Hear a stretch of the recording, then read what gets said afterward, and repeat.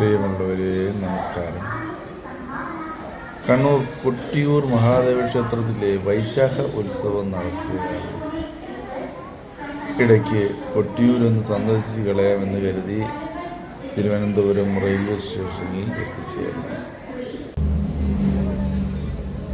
ഏറനാട് എന്ന ട്രെയിനിൽ കയറി ഞങ്ങൾ തലശ്ശേരിയിലേക്ക് പുറപ്പെട്ടു. തലശ്ശേരിയിലെത്തി ഞങ്ങളെ ഉപേക്ഷിച്ചിട്ട് ട്രെയിൻ മുന്നോട്ട് പാഞ്ഞു. ഞങ്ങൾ പുറത്തേക്കുള്ള വഴി കരഞ്ഞ് കൊട്ടിയൂരേക്കുള്ള യാത്രാ സംവിധാനത്തെക്കുറിച്ച് അന്വേഷിക്കാൻ ആരംഭിച്ചു. അവിടെ നിന്ന് പ്രൈവറ്റ് ബസ്സിൽ കയറി കൊട്ടിയൂരേക്ക് പുറപ്പെട്ടു. വനഭാഗങ്ങളിലൂടെയുള്ള പ്രകൃതി രമണീയമായ കാഴ്ചകൾ കണ്ടുള്ള മലകളും പുഴകളും കണ്ടുള്ള ഒരു യാത്ര. ഈ യാത്രയ്ക്ക് മുന്നിൽ എന്താണ് കൊട്ടിയൂർ വൈശാഖോത്സവം, അതിൻ്റെ ഐതിഹ്യമെന്ത് തുടങ്ങിയ ചിന്തകൾ തന്നെയായിരുന്നു. വഴിമധ്യേ ഇളനീരുമായി യാത്ര ചെയ്യുന്ന ഭക്തജനങ്ങളെയും കാണാനിടയായി. അവർ കൂട്ടമായിട്ടും ഒറ്റയായിട്ടും വരുന്നത് കണ്ടു. ഏകദേശം ക്ഷേത്രം എത്താറായി. കാരണം ഉത്സവത്തിൻ്റേതായ എല്ലാ ചലനങ്ങളും സ്പന്ദനങ്ങളും കൊട്ടിയൂരിൽ ഇപ്പോഴുമുണ്ട്. 28 ദിവസം നീണ്ടു നിൽക്കുന്ന വൈശാഖോത്സവം അക്ഷരാർത്ഥത്തിൽ കൊട്ടിയൂർ നിവാസികൾക്ക് മാത്രമല്ല, കണ്ണൂർ, വയനാട്, മലപ്പുറം ജില്ലാ നിവാസികൾക്കെല്ലാം ഒരു ഉത്സവമാണ്. വളരെ ദൂരെ നിന്ന് പോലും ഭക്തജനങ്ങൾ അവിടെ എത്തിച്ചേരാറുണ്ട്. ഒരു ക്ഷേത്ര ഉത്സവത്തിൻ്റെ ആവശ്യമായ എല്ലാ മാർക്കറ്റ് വിഭവങ്ങളും അവിടെ ലഭ്യമാണ്. എല്ലാ കച്ചവട സ്ഥാപനങ്ങളെയും കണ്ട് ഞങ്ങൾ പതുക്കെ ഞങ്ങളുടെ ബസ് സ്റ്റേഷനിലേക്ക് എത്തിച്ചേർന്നു. ഫയർ ആൻഡ് സേഫ്റ്റിയുടെയും പോലീസിൻ്റെയും ഒക്കെ ഡിപ്പാർട്ട്മെൻറ്റ് വാഹനങ്ങളും ഉദ്യോഗസ്ഥരും സദാ സജ്ജരായിട്ട് അവിടെയുണ്ട്. കൊട്ടിയൂർ ബസ് സ്റ്റേഷൻ തൊട്ടടുത്ത് തന്നെ ദേവസ്വം ബോർഡിൻ്റെ സത്രങ്ങളും താമസ സൗകര്യങ്ങളും അടങ്ങിയ കെട്ടിടങ്ങൾ പലതുണ്ട് അവിടെ. ഞങ്ങളൊരു ലോഡ്ജിൽ റൂമെടുത്ത് ഒന്ന് വിശ്രമിച്ചതിന് ശേഷം ക്ഷേത്രത്തിലേക്ക് പോകാൻ തീരുമാനിക്കുകയായിരുന്നു. അങ്ങനെ അല്പം ഒന്ന് മാറിയിട്ടാണ് ഞങ്ങൾക്ക് റൂം കിട്ടിയത്. കാരണം തൊട്ടടുത്തുള്ള എല്ലാ ടൂറിസ്റ്റ് ഹോമുകളിലെയും ലോഡ്ജുകളിലെയും ഹോട്ടലുകളിലെയും റൂമുകൾ ഫുള്ളായിരുന്നു. കാരണം ഇന്ന് ഒരു പ്രത്യേകതയുള്ള ദിവസമായതിനാൽ. തുടർന്ന് ക്ഷേത്രത്തിലേക്ക് ഇറങ്ങാനായി തീരുമാനിക്കുകയും പതിയെ ക്ഷേത്രത്തിലേക്ക് ഇറങ്ങുകയും ചെയ്തു. ഇക്കരെ ക്ഷേത്രത്തിൽ തൊഴുതതിന് ശേഷം അക്കരെ ക്ഷേത്രത്തിലേക്ക്.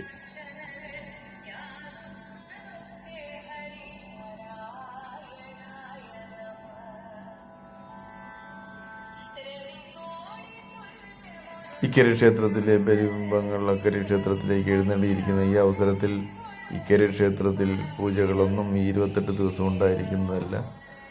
28 ദിവസവും ഇനി സ്വയംഭുവായ അക്കരെ ക്ഷേത്രത്തിലെ വിഗ്രഹത്തെ ചുറ്റിപ്പറ്റിയാണ് ആചാരങ്ങളും പൂജകളും അനുഷ്ഠാനങ്ങളും എല്ലാം നടക്കുന്നത്. ചോതിവിളക്ക് കെടാവിളക്കായി നിൽക്കുന്നു.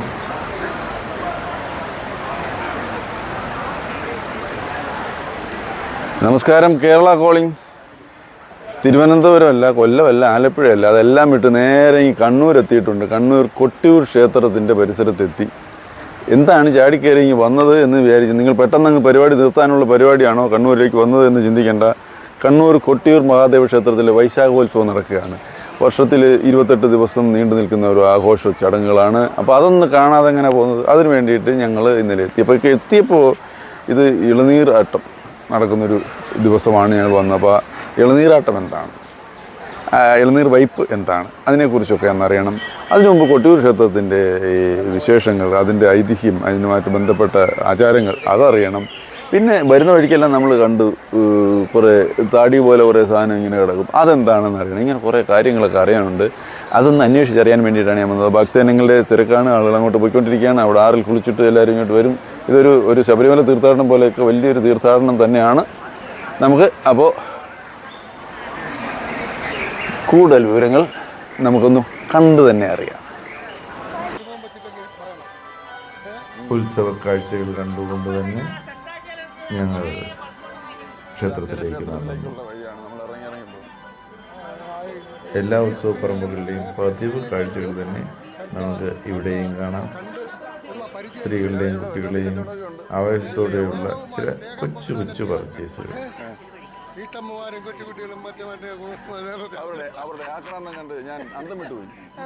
കാഴ്ചകൾ കണ്ടും ഭക്തിയിൽ ആറാടിയുമാണ് ഭക്തജനങ്ങളുടെ നടപ്പ്. ഇവിടെ ഒരു വിശ്വാസമുണ്ട്. ഈ കല്ലുകൾ അടുക്കി അടുക്കി വയ്ക്കുന്നത് വീട് നിർമ്മാണവുമായിട്ടുള്ള ആഗ്രഹം സാധിക്കുന്നതിന് വേണ്ടിയാണ് എന്ന് പഴമക്കാർ പറയുന്നു. സ്വന്തമായൊരു വീട് വയ്ക്കുന്നതിന് ആഗ്രഹിക്കുന്നവർ ഈ പാറകൾ അടുക്കി പരമാവധി അടുക്കി വെച്ചാൽ അതിനനുസരിച്ചുള്ള നല്ല വീടുകൾ സാധ്യമാകുമെന്നത്രേ ഇവരുടെ വിശ്വാസം. ലോകം തന്നെ മുന്നോട്ട് നീങ്ങുന്ന വിശ്വാസങ്ങളിലും ആചാരങ്ങളിലും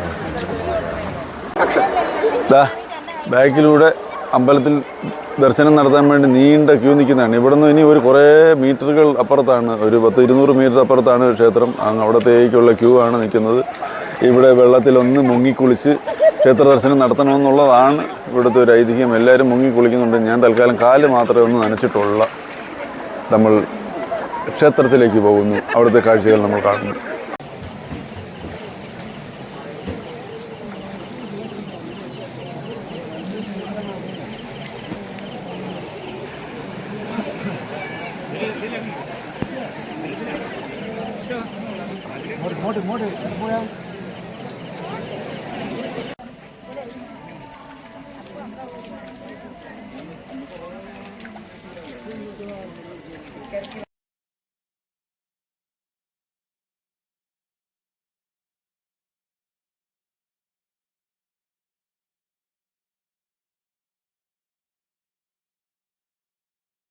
ഇവിടെ സ്വയംഭൂവാണ്.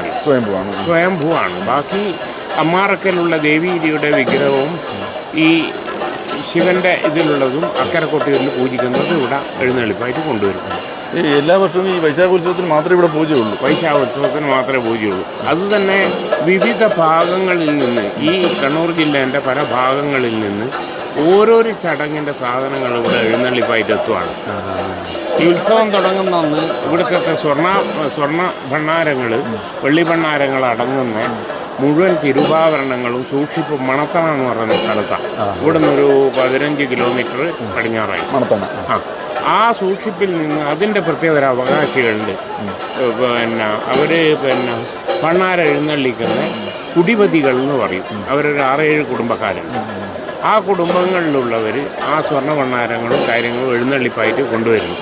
അതിനോടുകൂടി ഇവിടെ ഇപ്പം വന്ന് ശീവേലി നടത്തുന്ന ആനയുടെ അകമ്പടിയും ഉണ്ട്. പിന്നെ ഇതിലൊക്കെ പ്രധാന സ്ഥാനികരായ 4 വീട്ടുകാരായ ഊരാളന്മാർ, അവരും ഈ കൂട്ടത്തിനെ ഇതിന് പിന്തുടരും.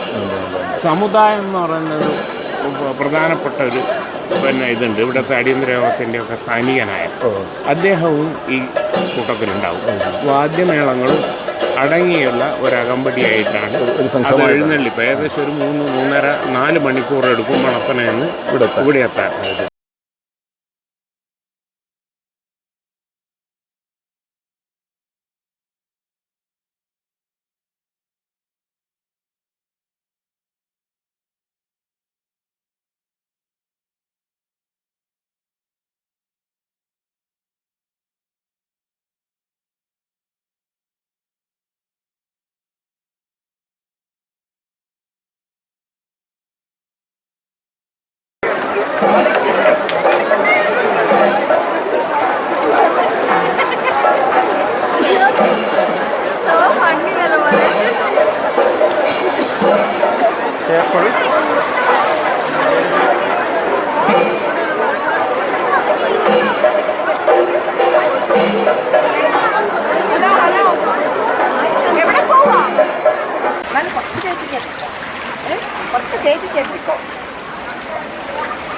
കൊട്ടിയൂർ അമ്പലത്തിലെ വിശേഷങ്ങൾ തീർന്നിട്ടില്ല. നമ്മൾ തുടർന്നുകൊണ്ടേയിരിക്കുന്നു.